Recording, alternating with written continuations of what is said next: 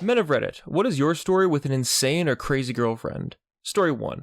6 months into a relationship, my girlfriend and I decided to rent an apartment and move in together. After a couple months living with each other, she decided she wasn't happy and wanted to break up with me and move out. After a day of discussing everything, we came up with a plan for her to move out a few days later while I was at work. The breakup went really smooth, no fighting, no pettiness, the most adult ending to a relationship that I'd ever been through. Move-out day came. I went to work while she moved her stuff. She sent me a text apologizing for things not working out, wanting to stay friends and all of that. I concurred. I came home after work, her things were gone, and she even cleaned the apartment before she left. I had a few drinks that night, got a little drunk, climbed into bed, and immediately felt something sharp on my legs. She had taken light bulbs and shattered them under the bed comforter. 60 stitches between both legs. I text her from the ER asking why she would do that. She said she was mad I didn't put up more of a fight for our relationship and for her. Keep in mind, she was the one that wanted to end things. I used those texts to press charges. She tried to Facebook me about a year later. I did not respond. Yeah, good riddance. It doesn't sound like she got put away, but I do hope this guy got some serious damage payments from her, because that's insane. Story 2. Dated a girl 20 years ago who used to complain all the time that she didn't have any friends and that she was lonely. We'd both just moved to new cities for university. Also, being an introvert, I knew how hard it could be to make new friends, so I offered to help her out. I kept trying to bring her out with various groups of people I knew to different events, dinners, and get-togethers, but she'd just sit in the corner and pout, never speaking to anyone outside of one-word answers. Then, afterwards, she'd just complain about everyone and how boring they were. Not surprisingly, we didn't last long. I broke up with her, and it seemed like it went amicably. The real weird stuff started after we broke up, though. About a month later, she wanted to get back together, but I refused. So she started leaving gifts for me at my house, giving them to my roommates, as I made it a goal to spend as much time on campus as possible to avoid having her come over. These gifts were things like packages of uncooked bacon, because we'd cook bacon together one morning, a dozen tiny cactuses in a paper shopping bag, because I'd casually mentioned one time that I thought a cactus I saw in a shop window looked kinda cool. 6 cans of my favorite shaving cream, 4 pairs of the brand of boxer briefs I wore, a giant movie poster for the movie we watched the first time we did it on her couch. Deep Blue Sea, by the way. Also a cheese grater, which I have no idea what that was supposed to imply. There were others also, but I forget what they were after all these years. Those strange gifts kept getting dropped off for weeks, complete with little handwritten notes about this specific random thing reminded her of me, or some insignificant event in our 3-month relationship and how we should get back together. The last gift was a betta fish in a small clear bag. I finally went over to her place the following Sunday, while unbeknownst to me, her folks were hosting a barbecue at their place, and told her to stop. That it was extremely weird and we'd never get back together. She had a fit and started throwing plastic utensils at me as I walked off, while her mother desperately tried, and failed, to stop her from making a scene. Since then, I've given the betta fish to my new girlfriend. Story 3. My friend's girlfriend. We were all watching a football game. One friend shows up that hasn't met her yet. He introduces himself, and she punches him straight in the face as hard as she can. We were all shocked. And all she said was, "I've heard a lot about you, and I just felt like punching your face." She keeps drinking and falls asleep on the couch. She woke up in the 3rd quarter, turns to my buddy and says, "Take me home, right now." He says, "The game's on. I have company. I'll drive you home after the game." This starts her throwing a tantrum, and he apologized to all of us and told us to stay and enjoy the game, but he's taking her home, which was an hour round trip. Later on, she messaged me on Facebook and asked if I would apologize to everyone for her and ask them to give her another chance. She messaged me because, "Since you're the leader, I thought they would listen to you." What the f***? Story 4. When I was a teenager, on my girlfriend's birthday, I decided to throw her a huge Sweet 16 as a surprise. For about a week, I was talking to her sister and her mom almost constantly trying to get everything organized. One night, when I was at home sleeping, she snuck in through our backyard window, which we leave unlocked, and tried to bite the head off my Johnson because she thought I was cheating on her with her mom and her sister. I now have scars from her teeth just under the head of my member. My family took her to court. They issued a restraining order, and I left the state about a year later. Never saw or spoke to her family or her after that. How does someone even think that? Like, I understand how confusing being 16 can be, but what on earth made this girl think that her boyfriend was cheating on her with her mom? I mean, thinking about it, probably the same thing that possessed her to sneak out of her house in the middle of the night, walk to her boyfriend's house, sneak into his bed, and try to... well, yeah. Good lord, that is one damaged girl. Story 5. So I have keratoconus in both eyes. There's a treatment for it that I had about 5 years ago. The surgery was all day long. I couldn't see out of my eyes for a few weeks and ended up with an ear infection in that same time span.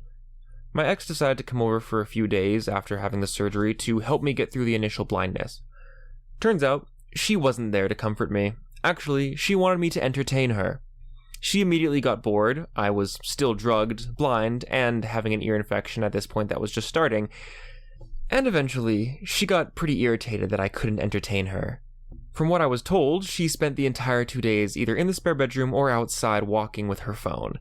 It was also brought to my attention later that she was texting other guys while I was out of it. We ended up breaking up shortly after because distance was an issue. Mind you, we were 45 minutes drive away at that point. There is a special place in hell for people like that. Expecting her blind, in-pain boyfriend to entertain her? I'm also going to guess that given this situation, it probably wasn't the first time she was a completely abhorrent human being to this poor guy. Or just other people in general. Past boyfriends, friends, whatever. Glad to see this guy's out of that relationship though, and I hope he's getting the therapy he needs after dealing with a chick like that. Story 6. My brother hooked up with a girl overseas. Kept occasional contact online. She tells him she's visiting our country and they should catch up. He agrees. Well, turns out she wasn't visiting, but actually moved to our country for him. He ends up spending a bit of time with her, maybe a month, kinda dating. Then he realizes what's going on. Eventually they break up in a fairly large fight. She leaves a note on his door a few days later that she's pregnant. Keeps at it for months with threats. Starts a mommy blog. Starts posting photos of the ultrasound with updates on how big the baby is. She was a curvy girl, so she even posted a photo of her belly. She started a new Facebook profile along with 5 to 6 other fake profiles as well, comments between them on almost daily basis. All about her difficult pregnancy, things she's struggling with, etc. Meanwhile, my brother starts dating someone else, moving on with life. Crazy girl continues with the charade, starts posting my brother's face and details on weird websites like Deadbeat Dads and Cheaters.com. Eventually, she moves back to her home country and has the baby, with help from her new man, one of the fake profiles. But only posts weirdly cropped photos not showing the face, like a hand here, a set of feet there. Eventually we find the source of the photos that she cropped. It's a friend of hers whose real Facebook profile has pictures of her kid on it. Case busted.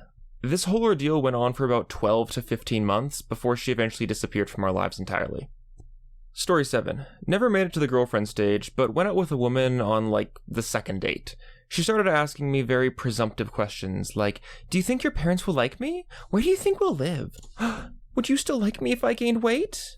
Then if I paused too long to answer a question, she'd start crying crocodile tears until I said something else that immediately perked her up. Afterwards, when I tried to subtly mention that I didn't think we were right for each other, she repeatedly called and texted me until I just had to block her. This girl scared the hell out of me. Story 8. This isn't a girlfriend story, but my best friend has the craziest psycho mom divorce story. His parents tried the stay together for the kid thing that never works, and they stayed together until he was 9. Later, he found out that his mom would constantly say things to his dad like, if we break up, I'll do whatever I can to get full custody, and then I'll do away with the kid myself. There's nothing you can do to stop me either. He got this recorded on audio that won him the court case and probably saved my best friend's life. And the day they split up, they were living on a houseboat, had a nasty fight where she ended up stabbing him with a kitchen knife in front of my friend, and then his dad swam to shore about 250 meters, in salt water, with the knife still in his back. When he did finally get to shore, there were cops waiting because my friend's mom had called the cops saying that he R'd her and attacked her and then swam away. My friend rowed to shore with his rowboat just in time to beg the cops not to arrest his dad and to try to tell his side of the story. He spent his night in a child victim safe house and went with his dad after he got released from holding and hasn't seen his mom since. Story 9. She was my first real girlfriend. We dated on and off when I was 16 to 18. After our first time dating, she accused me of essaying her and told all her friends. They ended up telling a bunch of people, and so basically word got out that I was that kind of guy. I ended up going to therapy 4 times a week for about 7 months because of how much this messed me up. I dropped out of high school because of my embarrassment, my heartbreak, and my fear around it all. I ended up trying to make things work with her, like an idiot. After she reached out to me after 7 odd months of no contact, she apologized for everything, claimed that she cleared things up with her friends, and admitted she did out of anger, and has missed me every single day since we broke up. Me being an idiot and still emotionally weak, I believed her. Came to find out that she slept with at least 3 dudes while we were broken up, 2 of which were 21 plus. She was 16 at the time. Obviously, things didn't work out. She was incredibly volatile and ended up telling me she was diagnosed with borderline personality disorder. The reason I put that in quotations is because she claims her mom pulled her out of therapy after her diagnosis, so I'm not sure if she was being truthful. She expected me to drop my entire life, quit my job, and move with her to Huntington Beach while she attended college. With absolutely no plan, no money saved, she wanted me to move in with her once she graduated high school. When I told her no, this was the start of our problems again.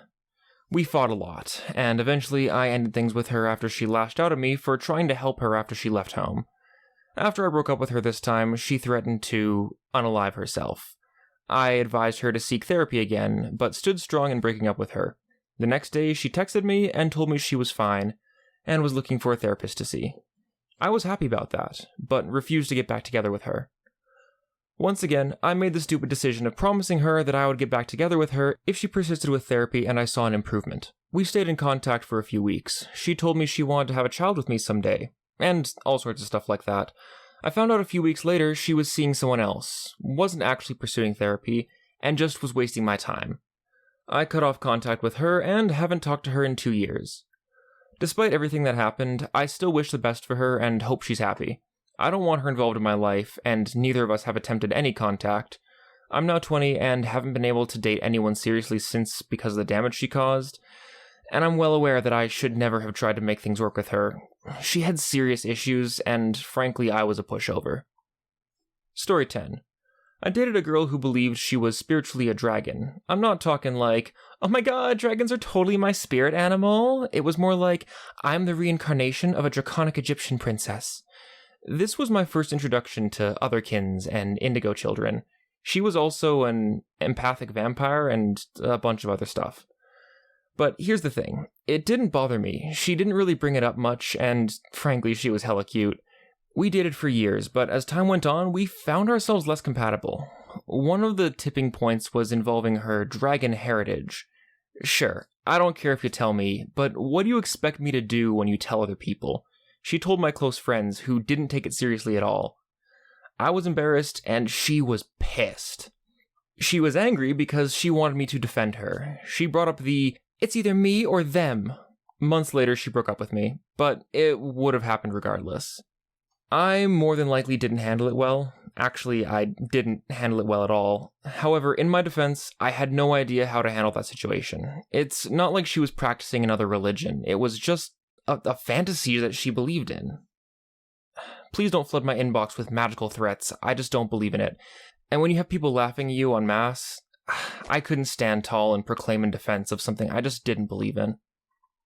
Now we hop into the rapid fire segment for stories too short to make a full entry out of, but too good to be left out. Let's hop right in. First real girlfriend told me she was pregnant 5 times. She wasn't. She also told me she was a German princess. Lasted about 6 months. I broke up with her due to the stress. She met someone I slept with 5 years prior to even meeting her and decided to take a kitchen knife to her chest. My ex told me she was pregnant so that I wouldn't break up with her. We were in the 6th grade. I was a virgin. Dated a girl who convinced me that we were boyfriend and girlfriend. I found out she was seeing half the town. I couldn't talk to other girls, but it was totally okay for her to hang around and chill with male friends, and I was the one who was being insecure. She got mad at me and left my graduation party early because I wasn't spending every second of it with her, because I was spending it with visiting family members. Every weekend, she would sit me down and make me go through everything I had done that week, almost to the hour, and verify with my texts, messenger chats, and social media activity. So that's it for today, guys. Don't forget to leave your story in the comments if you have one. I'd love to do a video on them in the future. My name is ReddList. I hope you all have a great rest of your day, and I will see you next time.